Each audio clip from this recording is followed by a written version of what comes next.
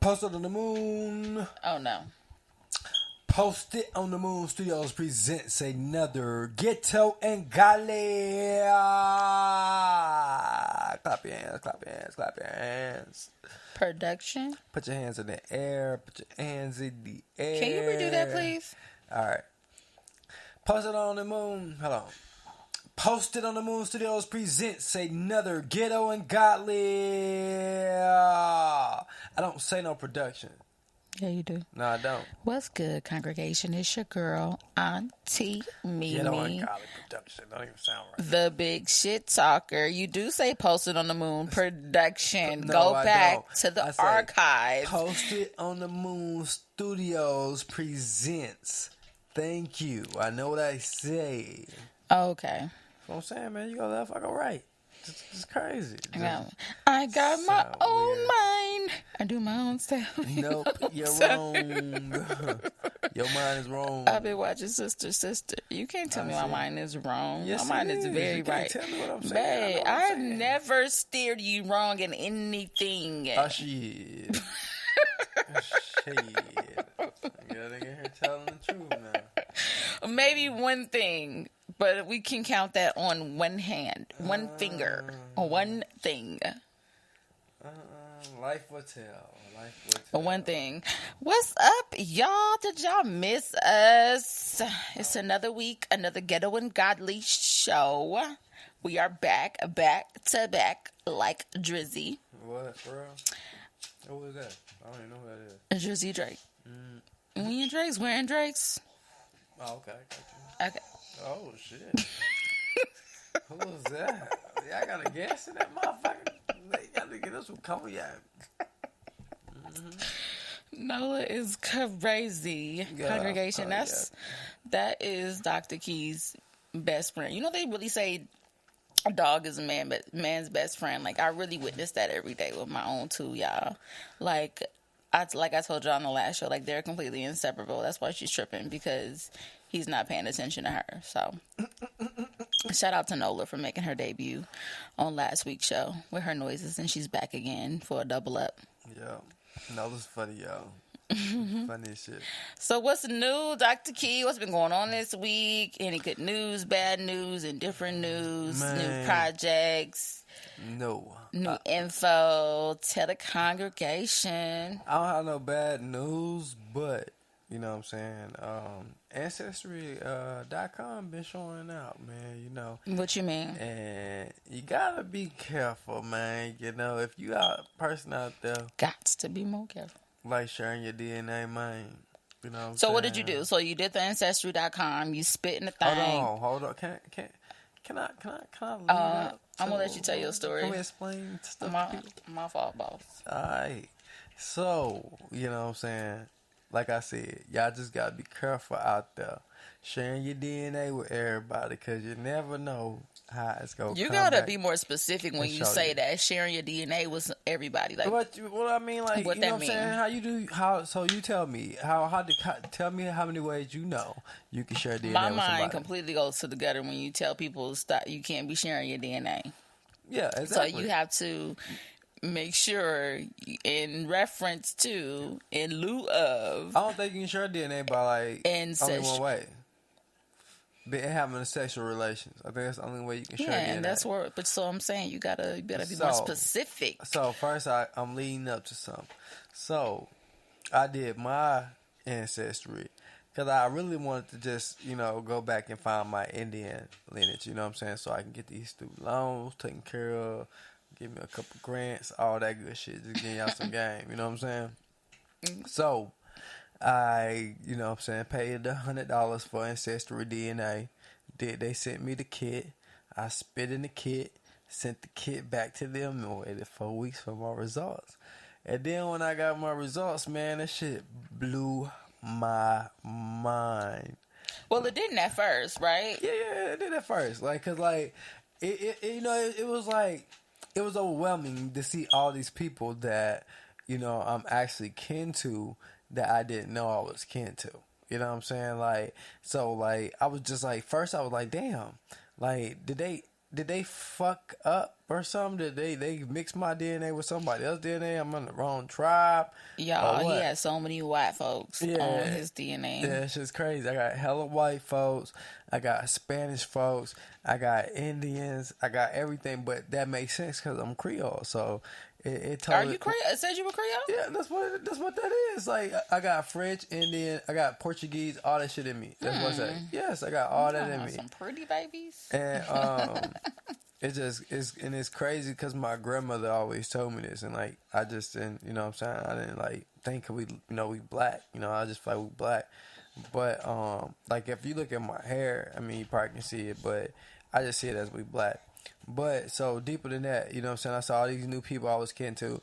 I reached out to them. Someone actually reached back. Actually, some of the white ones reached back. You know what I'm saying? Like because I hit them all up. What did you reach out to them and say? What up, cuz? Cousin. Hey, you my cousin. Yep. Cousin Pete. Yep. Like, you know what I'm saying? I'm country, y'all. So, like, but I'm genuine. So, like, I just really had a little message. I copied that shit and pasted. Genuine with the copy and paste. Yeah, because I just want to see who gonna respond. I want to see who gonna actually respond. Now, after they respond, then I get into a genuine conversation. So you said, "Hey, cousin, I'm your cousin," and then they reply back and said, "Hey, cousin." Yeah, someone said, "Hey, cuz, I see it." Someone said, "How?" Someone asked me who. Even the white one asked me like, "Who?" Like, you know what I'm saying? Like, I don't know what if I would have reached out to the white people and not in this climate. Man, that's the thing though. That's why you do it, because you kind of show people like, how the fuck are we racist? Like, you got some black people in your family, I got some white people in my family. We all mix. It's just if you really get down to the truth of it, it's like a fake ass fight. Yeah. Because you really can't be racist. Okay, so you reached out to them and then all them reached back, but there was this one fucking connection I had, y'all. It was like a very close connection.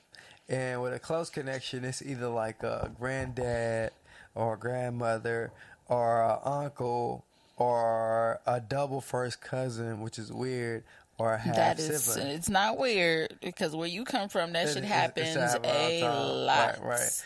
Or it could be like a fucking half sibling. So I was like, fuck. At first I thought like this like one of my fucking like my grandfather's brother or cousins or something, because like I'm telling y'all, it's like a whole different set of people I ain't never met. That's my cousins. So like after I did a little research, man, I finally reached out to the person with the account, and I actually saw them on Facebook, and I asked them, I said, hey, who account is this? You know what I'm saying? I asked her, I said, how you doing? I said, do you know this account because you run the account? And she was like, that's my husband's account, Sylvester. You know, I mean, I gotta take that out. I'm gonna take the name out. But she was like, that's my husband's account. And I was like, wow, like that's fucking crazy. So her husband was either like, and they were young, so I was like, yeah, they got my brother. And then it already, well, to be honest with y'all, I really knew. After I saw the name of the person, I actually knew it was my brother, because he's the junior of the person that actually my dad. You know what I'm saying? So that shit just blew my mind, because like that DNA don't lie. So how me and him connected, like, and the crazy thing about it though is like if he would have never did Ancestry.com, I would have never knew. I still wouldn't knew, like, the truth, because like I lived my whole life not really like having a dad type shit in my life. So like to find out who my real father is, and like this person. Right. So the only way that Ancestry will have the DNA on file is if they've done their Ancestry. Yeah. Right. Yeah. So that we made a connection, and the crazy thing about everything is like my father like really come from like a prestigious family. Like in my town, like they own businesses. Like, you know what I'm saying? They like own, like they like politicians there. They state politicians, lawyers, like all kind of shit. And congregation, Dr. Key has always said, like, since we've been together, he's always said, like, I feel like I was just put here with these people. Yeah, like I didn't fit with my family. That helped raise him. Like he felt like he didn't fit in, like he was different. Yeah. So like I was always like, no, you're just different. Like some people are just different than, what they're brought up around. It just happens that way. But in his case, it was very true. Like he's different, and you came from these people, but that wasn't all of you. So there's another side of you that you didn't get to experience that you were always curious about. Right. Because I was just like that shit just, like, I just knew, like, and I love my family, you know what I'm saying? Like, but I just knew, like, I wanted more. I always wanted more. I wanted to do more. I wanted more than what they wanted, you know what I'm saying? And, like, and that's just why I felt like out of place. Because, like, if there was nobody there who could give me what I needed, you know what I'm saying, to actually do more, I had to really go figure it out. But if I would have knew who my father was and would have had him in my life, that shit would have been already laid out for me. And I would just had to follow his path, follow the path. Mm-hmm. So you said that, you wanted more, like, how, and by the way, congregation, like, this show is just all about us, like, digging. I just felt like it was important for us to, like, kind of just go backwards and dig into who we are, who we were growing up, just life experiences and what got us here to this point, for you guys to listen to the people that you listen to today. So, yeah. So back to what I was saying. So what are some things that you saw that you was like, nah, this ain't it. Like, this can't be. Like, I want more than this. Like, what are some things that you experienced as a kid or growing up? No, it's just like, you know what I'm saying? Like, even just having a car, you know what I'm saying? Like, a lot of people in my family, they have cars. You know what I'm saying? They have, like, their own car. Mm. They had to, like, catch a ride or wait or walk, you know what I'm saying, or wait for somebody to pick them up, you know what I'm saying? Mm-hmm. Like, my family, they do a lot of waiting, you know what I'm saying? Like, they I don't do that, you know what I'm saying? Like, they get a lot of handouts. I don't want that, you know what I'm saying? Like, I want to, like, really figure out my way and create my own way, you know what I'm saying? And that's kind of like what my family did. They created their own wealth, and you know what I'm saying? And that's what they have. Mm-hmm. And that shit crazy. And then, like, the real crazy part about it, like, I really grew up, I knew, you know what I'm saying, because my mom did tell me, but I didn't really know, because she, like, didn't really just make it concrete. Mm-hmm. And then, like, they didn't put him on child support here. So, child support will tell me it's real. You know what I'm saying? Like, so that's your daddy. That's your pappy. He gonna pay. He gonna kick in. Like, I don't care if he is married, whatever. You know what I'm saying? Like, he gotta take care of this child. You know what I'm saying? That's so interesting. So, like, for me, what I seen growing up, I grew up in California, San Bernardino. I seen two sides. Like, I saw my dad's side of the family where they worked. Mm-hmm. Majority of them worked hard.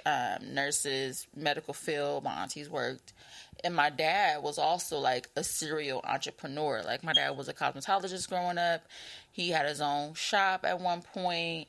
And, he would hustle. Like, my dad would go to L.A. downtown and go buy jewelry and bring it back to San Bernardino and sell it. Right. So I always seen, like, my daddy with this hustle side of him. And I know that I possess that. Like, I have that go-get-it type of attitude. Like, I'm a hustler. But I also saw, like, my mother's side of the family where I wouldn't say, like, poverty, but I would say, like, a lot of, like, struggling and not really, no careers really. Like, I really don't know what my grandfather did for a living. I don't really know what my grandmother did for a living on that side. And then my mom, she kind of tried to break the generational curse. Like, she went back to school. Like, she got her GED. She went to college. She, worked in preschool. She, worked pretty decent jobs when she moved to Vegas. And, but I was exposed to, like, a lot of, like, drugs and, like, just, like, drug dealing, like, gang banging, just, like, fights and, just, like, hood shit. Bullshit, hood shit, like, for real. So, it's just interesting how, like, I was really exposed to, like, both sides of that. Right. And I saw that shit too. Like, I was even thinking about the day. Like, I remember when, cause I grew up. We was raised in the projects, but me and my grandma lived in there like for like 18 years. That's crazy. Well, not even 18. Well, yeah, it was like 18 because that's when I graduated.